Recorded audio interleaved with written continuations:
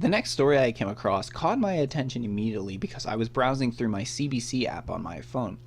And probably my phone's similar to a lot of other people's, that if the headline's too long, it only gives you about half of it. So I'm scrolling through the CBC app, and I come across a story that just says, "We are at war." So it caught my attention immediately, because I'm like, fuck, who are we at war with? Jesus, I didn't hear about this. War? Yes, at war. The rest of the headline was, "We are at war here. Black and Latino residents fight gentrification in LA. Boyle Heights and Crenshaw neighborhoods resist being turned into white communities." So immediately I noticed the hypocrisy, which was that apparently whenever it's, black people, Latino, or any other minority coming into a white society, it's integration. But suddenly, when it's the other way around and we're looking to spread diversity in reverse and maybe put some white people into a minority neighborhood, suddenly it's gentrification. Now, the main argument for gentrification is that they say that, well, these white people come into our neighborhoods, they spend money, they start living there, and then, better shops start opening, rent goes up, and then we can't afford to live here and we need to leave. This has always been the argument for this sort of thing. I started seeing all these other articles saying, such as this one where it says, "What happens when white people move into your neighborhood?" Then we also have this one that says, gentrification doesn't mean diversity. And it just brought me back to those old articles, those old newspaper articles, where white people used to complain because a black person moved in the neighborhood, a Latino person moved into the neighborhood. In fact, that's where the old term comes from, "there goes the neighborhood." It was supposed to represent when a black person moved into a white neighborhood. Well, then that meant that was the start of a bunch of black people going to continue moving in. And their argument was that, well, this is going to lower our property value. And, we have our own culture and this is going to force us out because, we won't be able to live, or there's going to be violence or something, whatever the claim was. But this was what was going back in the 1940s, 50s, 60s, the claims about him. But suddenly, when it's in reverse, oh no, it's completely acceptable. White people are moving in? No, that's terrible. How dare those white people? But also, it seems these days, whenever I am finding articles talking about segregation, it seems to be that it's black people discussing that they want to be segregated from white people these days. Here's a few examples for you. We have this one where it says, "Black students at California State want segregated housing, and they got it." We got this other one from the College Fix. "Black students demand segregated spaces from white students." And how about probably the most recent example, black students at Harvard to hold their own commencement ceremonies. Change the word black students to white students. Now, if those articles ran the same headlines, would we be sitting here going, "Oh, okay"? Or would we go, "What the fuck, man? White people demand segregation? White people want separate housing from blacks? White people want their own commencement ceremony? How racist is this country?" That's exactly what would be going around. Yet when these articles get written, they're written like it's no big deal. Oh yeah, we can come out and we can say this sort of thing, no problem. My problem with it is I want consistency.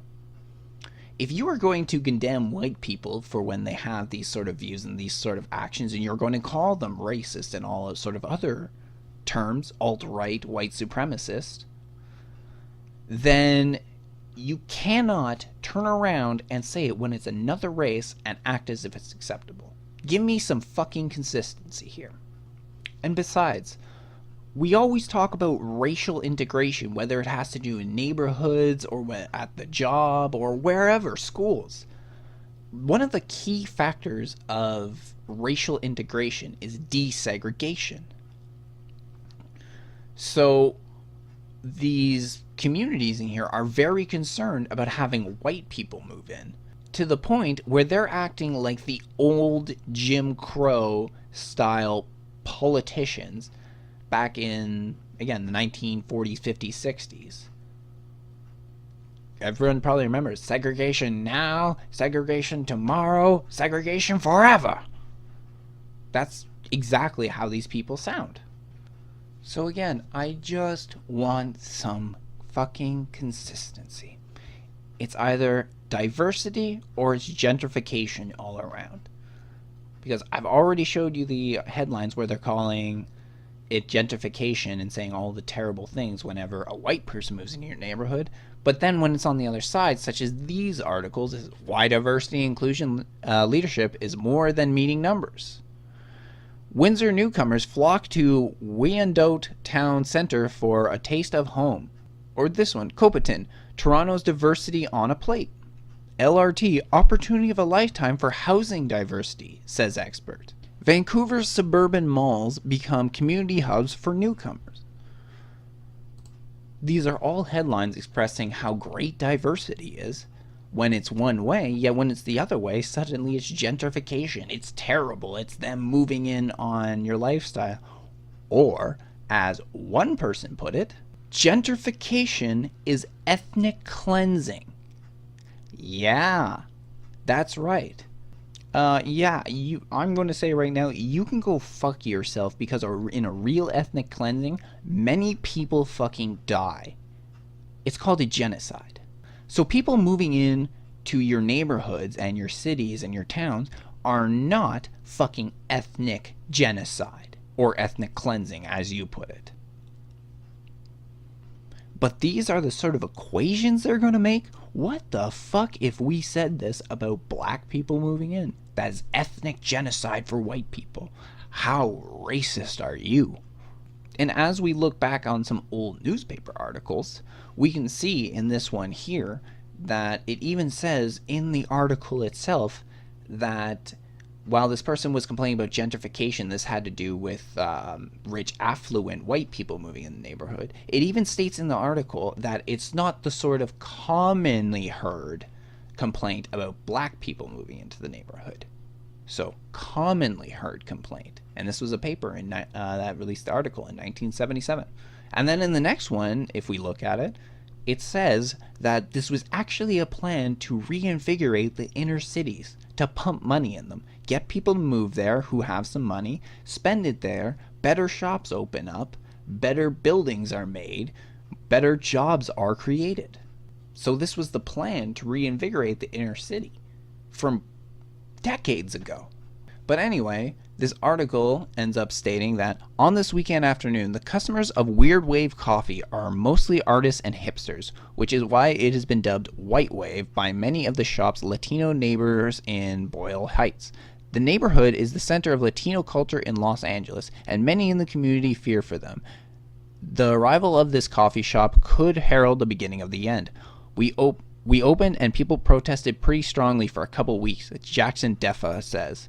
And then, after it kind of died down, a couple of windows were vandalized. To understand why vandals would be angry enough to smash Weird Wave's windows, you have to go no farther than the historic gateway of Boyle Heights. Mariachi Plaza. You need a mariachi? You come here. On this day, there's a guitarist sitting next to a fountain, strumming inaudibly, and one man practicing a simple tune on an accordion with his eyes closed. But there are a few musicians hanging around the square these days. One clue as to the disappearance of the mariachis lie across the street. Posted on a top of a building across the square, a sign that reads, "Stop Gentrification. 1 Boyle Heights by Boyle Heights for Boyle Heights residents," in English and Spanish. You know, I did hear a quote like that was pretty damn serious one time. It was called Ein Volk, ein Reich, ein Führer, which stood one people, one nation, one leader. That was fucking Hitler's quote. But you know what? That whole for Boyle people, by Boyle Heights people, residents, or whatever the fuck they say, sounds pretty damn similar to that. Because in that, when Hitler was saying that, he's literally talking about the one people that's uniting all the Aryans as a race. This is exactly what you're doing with this sign. You're saying it's for Spanish people by Spanish people. So then what's the difference between for white people by white people? And it's one thing in regards if you're using it such as, I know there is, I I believe it's a clothesline called Fubu, which was for us, by us, and it was created, actually, I believe it's one of the guy on Shark Tank who started it up, and it was for black people, by black people. That's not racist because it's just a clothing line. Okay, it's clothing for black people, no problems there. But when you're discussing it as in your community or your race, then that has very serious connotations. And as the article goes on to say, it says, he says the arrival of weird wave coffee is a sign of the problem and a harbinger of more trouble for this community. Why, he asks, should these businesses sell art they don't want and coffee they can't afford? Quote, we don't want any fancy stores, he says. They're not welcome here. No, sir. Once again, reminds me to the old there goes the neighborhood quote. Nope, we don't want those black people or those Latinos there or those Asians there. No, sir, we don't want them in our neighborhood. Sanchez doesn't advocate violence, but says he understands what motivates the vandals to attack the shop. I don't blame them, he says. We are at war here because there is an invasion of these developers here. They see only money and gold. The storm is coming. They're buying everything. When he says that there's an invasion of these, he's not just talking about the developers coming in or companies coming in putting in money. He's clearly talking about while he's at war with these white developers, because it's clearly not the money problem. If it was coming in, these were Spanish developers who were trying to open more Spanish shops or that, you wouldn't have a problem. But no, it's because it's gentrifying and making more white shops and bringing in more white people. Oh God, those disgusting white people. Get them away from me and keep them behind a fence or something. Redevelopment of downtown LA. With property and rent pricing going up across Los Angeles, people with money, most of them white, are being drawn to formerly undesirable minority neighborhoods where residents fear their culture will be erased. Isn't this almost exactly the same argument the alt-right makes for reasons to stop immigration in that they fear that their culture will be erased, that the white people will be erased? Which, in some regards, is actually a lot more closer to happening than any other race because we're the ones not having babies right now.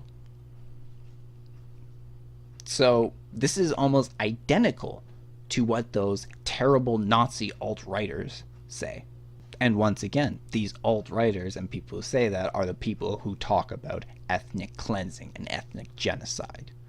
Just putting in perspective while we're reading this article about what other type of people talk about this exact situation. Quote, it kind of has the resonance of Columbus discovering America, says University of Southern California sociology professor Manuel Passer. Quote, and that a newcomer sort of not understanding there was actually a thriving population already existing in the area and thinking that this is a barren wasteland in which to build something new. I'm sorry, is this being written by like a reporter or is it being written by fucking Richard Spencer? Because I really cannot tell. If you take out race in here and you're just listening to all the words in between, I can't fucking tell if this is Richard Spencer writing this or somebody else. He's talking about how they come in and they don't realize how it's a thriving land and it's just a place for them to build anew on. That's exactly what they say about Muslims, the Mexicans, they're bringing their drugs, they're bringing their crime, they're rapists, and some, I assume, are good people. This is exactly the same narrative almost. You're saying that they're coming in, that these white people are coming in not respecting the current culture and essentially trying to take over. That's exactly what Donald Trump said when he talked about the wall, about them coming in, being crimes, essentially not respecting our culture, coming in illegally and bringing their drugs and crime and their rapists. And this is what the alt-right talks about in terms of immigration and why America needs to close borders. Pastor says the biggest factor driving these demographic changes has been the redevelopment of downtown Los Angeles. If we had been talking 15 years ago, there were about 5,000 people living in downtown LA, most of them homeless, Pastor says. Now it's about 75 to 80,000 who are living in downtown Los Angeles. First come the artists, then the art galleries, then come the young urban professionals with money to price others out. So Weird Wave Coffee has been seen as a sort of signal of a wave to come. About 15 kilometers away, he says, a similar wave is washing over Crenshaw, the heart of African American Los Angeles. In a church hall, hundreds of angry residents have gathered to talk about what it seems like good news: a new light rail line, a new mail, and a new housing development. But just look at the promotional brochure, say local activists like Michael Beatty. They're clear proof that of who developers expect to attract. Many of the faces aren't African American. You know, we're bringing all these people in, we're attracting them, and none of them are white. Why are we bringing these people in? Am I a racist now? Oh, good. Then this person is a racist too. The other thing about this too is I've seen like a lot of minority groups complain about their living conditions, about, you know, how they don't seem to have modern day light rails and other housing that is substandard. There seems to be all these complaints, but when it comes in and things like light rail, and they're starting to improve the city and areas and it's actually getting better, suddenly they're complaining that it's going to attract a bunch of white people. Now, I'm sorry if this sounds controversial, but considering how most of America is white, it's a little bit hypocritical to say you want the money from the government and then keep out 80% of the fucking population. Crenshaw is the last bastion of African American concentrated density in population in Los Angeles, Beatty says. We have business here. We have families who have been here a long time. This article sounds almost cut and paste from what white people used to say back in those old back in the day when black people were starting to get integrated in white neighborhoods. We have business here. We have families here. We've been here a long time. How is this considered an acceptable thing to say where it can get put in a news article and not get critiqued, where they're actually more taking their side? Deirdre Hardmanton's family has been in the area for generations. She attended the meeting because she's seen African Americans priced out of their neighborhoods like Compton until they were just a small minority. It's not like Compton had a good fucking history. Jesus Christ. The only thing good to come out of Compton was NWA. That was it. I've watched plenty of documentaries such as Gangland where they talked about the violence in Compton, how terrible it got. So, like, I'm not, like, maybe these redevelopments in Compton could help put an end to that violence. That being said, Compton isn't what it was back in the 90s and 80s. It's a lot better now, but maybe one of the reasons has to do with upgrading it. Compton at the time was a small town that didn't have shit. It was rundown small town outside of LA. So maybe modernizing it was the right solution. But now they're complaining that it's like, oh, well, you know, now we're bringing in all these white people and we're the minority. Yeah, there's plenty of places where that's been the complaint of white people and they have been called racist motherfuckers over it. I feel like I keep repeating myself with this racist thing. I'm so sorry I keep repeating myself, but it's just, this article is so fucking ridiculous. Forget it. I've already said it already. I've already said what I was about to say. And anyway, Deirdre Hardiman ended up making a statement saying, quote, I see non-black people moving into the area that has historically been black. They didn't want to be here 10, 15, 20 years ago, but now they have no place else to go because the real estate is so high in Los Angeles. This could almost be an equated argument about the immigration crisis, about how they didn't want to come here 10, 15, 20 years ago, but now they have no place to go. And I'm not even talking about Syrian refugees who, you know, lost their fucking home to a civil war. There were a lot, actually most of the migrants from that crisis would be considered economic migrants, which are people taking advantage of the situation to move to a better area. Because if they're just taking the influx, then they don't have to go through the immigration status. They don't have to wait. They don't have to worry about possibly getting sent back because they're refugees now. The fact is, they'll change the flavor and tenure of the neighborhood, Beatty says. And the diversity that you would expect in this community with all the black and brown people will slowly, just as in all other development projects in the metro has done, turn into essentially a white community. She just said the diversity of black and brown people. No. A tanned white person is not considered diversity. So it doesn't work the other way around. You don't get to say that you're diverse because you have a community of black and brown people. If you had a community of black and brown people, Latinos, Asians, white people, then you're diverse. You're not diverse when you're all the same color, essentially. Because my guess is when she's saying brown, she's not saying brown as in an Arab person, from the Middle East. She's saying brown as in a lighter shade of black. That is my assumption, and I will apologize profusely if I'm wrong, but I don't think I am wrong when I say that. Because, again, Compton has historically not been a place for Middle Eastern, but for black people. So, no, that is not diversity. Even though, as BD acknowledges, the developer behind the mall is himself an African American. I'll just leave it there. Quote, but he's also a developer, which means it isn't about culture or density. It's about how much money he's going to make, BD says. So you're saying they don't care about culture or density? Like when Richard Spencer talks about that, about how these Muslims come into our countries and they don't integrate and they just try and take over with their Muslim ideology. Which is, not gonna lie, has happened. In fact, I shouldn't even say Richard Spencer on that, as much as he has talked about that. There's plenty of other people on the right who talk about that as well. And we've seen a lot of that since the migrant crisis, of a lot of people, Muslims and Middle Eastern people, came in and they're not adapting to the new society, and instead they're sort of transforming the communities that they're in into small little Middle Eastern towns. So while this might be true, if we're going to sit there and call people on the right racist and terrible people for saying this about Muslims or other people, some will say it about Mexicans and Latino people. They'll say the same thing. Asians, mostly I would say it has to do with language. If you'll hear them speaking a lot of Spanish or a lot of Asian, then it's like, well, why aren't they fucking speaking English? But if we're going to say this about people on the right, then this is equally as unacceptable.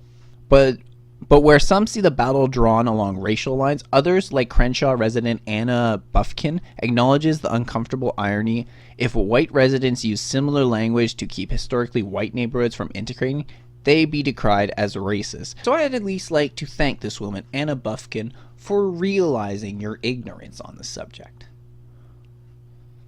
And in fact, your racism on the subject. However, it's unacceptable to me that you're still willing to just brush it off like it's nothing, when on the other side, racism is seen as the worst thing. So you're saying, yeah, I know it's kind of racist, but in the end, I'm still going to kind of hold these views. Yeah, well, if a lot of KKK members, those 4 million back in whatever the early 1900s or 1920 or something like that, if all of them held that point of view, we would still have an actual country of racists. And a lot of those people, those KKK members, were people in powers. Mayors, governors, members of Congress. So maybe instead of saying this whole, I know it's kind of racist, but maybe you should actually change yourself. Because if all those KKK members and their preceding family members didn't change themselves, we'd still have them running around today, burning crosses on lawns in white fucking cloaks. But thankfully, they're a goddamn rare sight these days. So this woman, Anna Buffkin, ends up saying, quote, we do need investors, we do need jobs for the youth of the community. How is it going to help or how is it going to hinder us? I don't know. I'm on the fence. So really, it does seem to be her concern does have to do with along racial lines as well. She does see the advantages of it and how it's necessary, but she's still unsure. Well, aside for a bunch of white people coming into your neighborhood, what would be the disadvantages? Just because many superstores and conglomerates, most, are owned by white people, that doesn't mean that actually represents their culture, because white people come from all over. White people can range from the Mediterranean up to fucking Russia and the Great Britain, over here to Canada and America. So we have Italians, we have Greeks, we have Russians, we have French, we have British, and many, many different cultures in between that are unique in their own different ways. Those would be the white cultures. But you can't then say that some superstore conglomerate, because it's owned by white people, represents white culture. Because if you tell me that Walmart's my culture, I'll tell you, no way, man. I'm Italian and I'm Scottish. That's my culture. Which means I love my pasta and I love my beer. And I got my ginger beard. That's what my culture means. Beer, pasta, pizza, beards. I love it. But this sort of problem where people lose their culture can affect white people too. I don't know how many people have been to Montreal or Quebec City, but one of the most beautiful parts of the city is the old section. Old Montreal, old Quebec. Oh, it's awesome. Old style buildings, old 19th century stone roads. It's amazing down there. Every time I go there, that's where I spend all my time. Fuck the rest of Montreal or Quebec City. I go to the old towns. That is their culture. If you go down to Quebec and you walk into downtown Quebec City, and you go to, the standard, they got, whatever, they got their Walmart over there.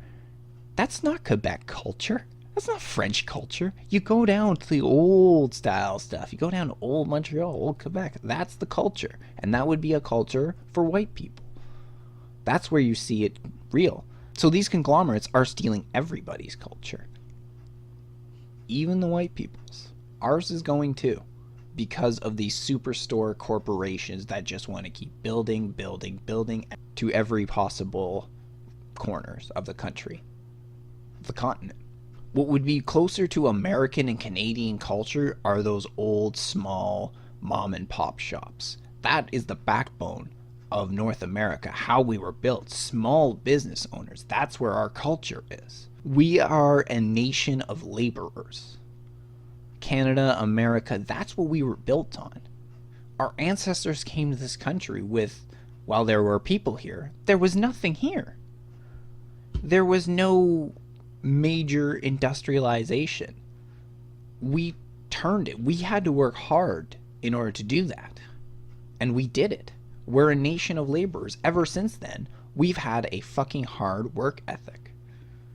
While it seems to be dwindling recently, these are a lot more representation of what white culture is. But for some reason, we're being seen as a Starbucks because it's a superstore and white people happen to drink coffee as white culture now. I'm sorry, but if you told me Starbucks represents my culture, then that just opens up the lines for an actual pretty racist comment to be made towards other cultures. I mean, if a black person says, well, Starbucks is your culture, how offensive would you find it if someone turned around and said, oh yeah, KFC's your culture? You'd probably be like, yo, what the fuck, man? That's not my goddamn culture. Fuck you, motherfucker. I make this claim while I have a coffee, so shut the fuck up.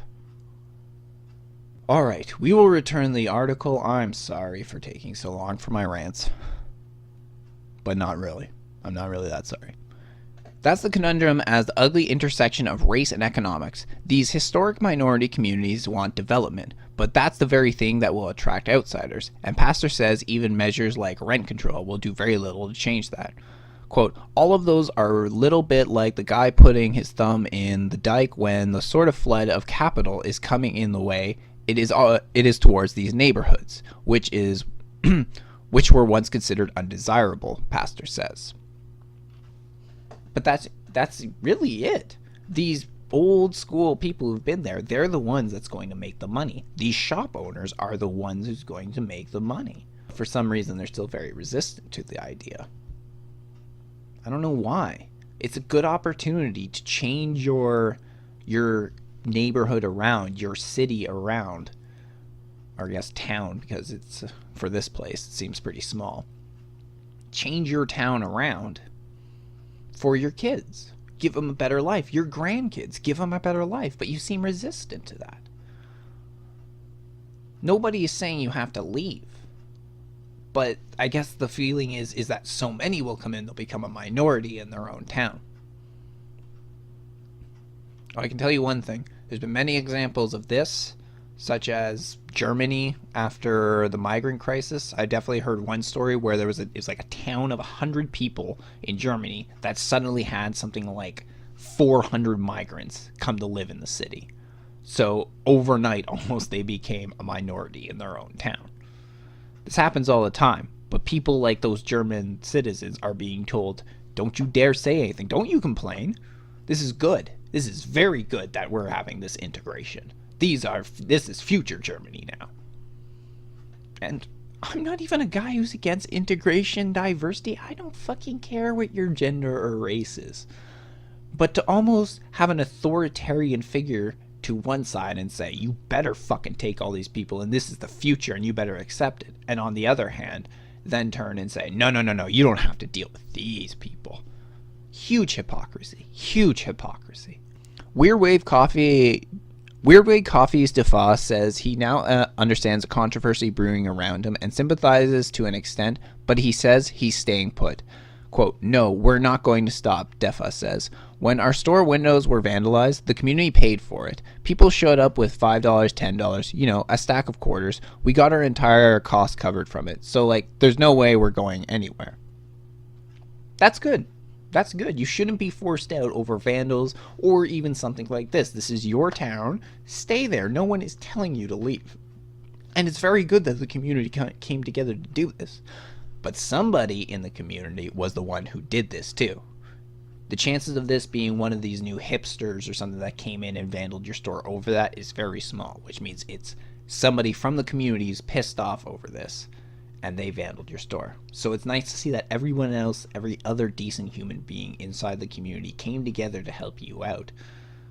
But just remember, it wasn't these hipsters and people coming into your shop that were the one that vandaled it. They're the ones who like your shop. They're the one who's currently giving you money. So I just thought, really in this article, I'm not even judging the people so much as ridiculous as some of the things they say. It more has to do with social norms and the way the media presents stuff. It's just, if you are going to present it when it's white people acting this way and saying these things and act like they're so racist, you have to act the same way when it's another race doing the same thing, because racism is racism. It is not, in fact, contrary to popular belief, power plus prejudice. That is not racism. Racism is just prejudice. So even if you're in the minority, even if you're one minority person and you got 5 white people standing in front of you and you hate all those white people because they're white, you're racist, even if you are the minority. But this is a narrative that the left doesn't accept, and the media keeps pushing it for some fucking reason. Probably because they think that this politically correct leftist media spin is the best way to make their ratings and their money. That would be my guess, mostly. While leaving a big vacuum for a few huge news outlets on the right to come in and take those over. Breitbart, Drudge Report, Rebel Media. And there's also a bunch of others. At least according to Ben Shapiro, he's either the first or second largest conservative podcast on iTunes, so Daily Wire's seems to be doing pretty good for itself. Essentially, I just want consistency. From society and from the media especially. Society, I'm not expecting as much consistency from. But at the very least, the media, who has a lot of influence over society, could do a better job of pushing proper narratives, such as what is truly racist and what isn't, and also showing equal criticism and praise for both sides, whether that be along gender, political beliefs, race, and whatever else. Just have the same consistent point of view at whatever you're looking at.